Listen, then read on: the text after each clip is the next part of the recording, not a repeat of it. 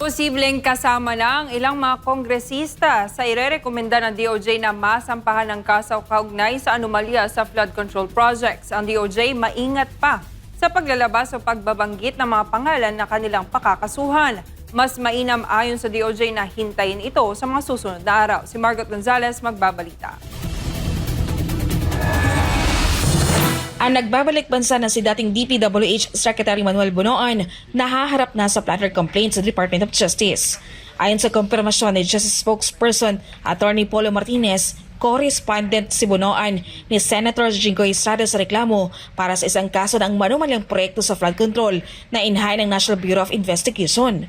Magkakaroon ng preliminary investigation ng DOJ hinggil dito bago ang pagre-rekomenda sa ombudsman ng paghain ng kaso. Ang Sandigan Bayan naman nagpalabas na ng arrest order laban kay dating Senador Bong Revilla, habang nagpapatuloy naman ang pagdinig laban sa mga reklamo kay Senator Joel Villanueva at sa mga dating pangmabatas. Si Revilla sumuko na sa mga otoridad. Sa tanong kung may pakakasuhan din ba ang DOJ na mga sinasabing dawit naman sa kongresista, ayon kay Prosecutor General Richard Fadulion, malalaman ito sa mga susunod na araw at hayaan daw na lumabas muna ang resolusyon ng departamento. Mainam-anya na maisampa muna sa Sandigan Bayan ang mga kaso bago sila maglabas ng mga pangalan. Meron nung lalabas, ayoko hong pangunahan kasi kung ano man ho ang resolution ng department, ito po yung dumadaan sa Office of the Ombudsman for approval because they're the only office which has the authority to file the cases before the Sandigan Bayan. So ito sa mga susunod na araw, malalaman po natin yan.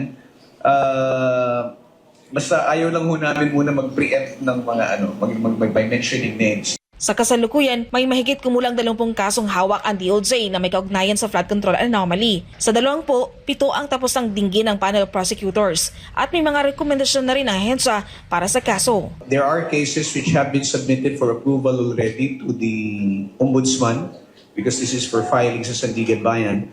And there are cases which will be out for resolution by early next week. And then we have the BIR cases which are still ongoing preliminary investigation.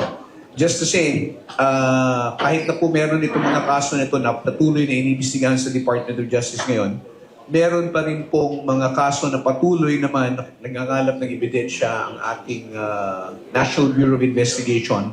Katulong po ang iba't ibang ahensya katulad ng AMLC. Samantala sa usapin naman ng ari-arian ng mga state witness ng gobyerno sa flood control scandal na sina Roberto Bernardo, Henry Alcantara, Gerard Opolensya at Sally Santos, nilinaw ng DOJ na naka-freeze pa rin ang kanilang mga asset kahit pa hindi na sila respondent sa flood control anomaly sa Bulacan. Ayon kay Fadulion, hindi dahil admitted na sila sa Witness Protection Program ay hindi na sila maaring maharap sa iba pang reklamo.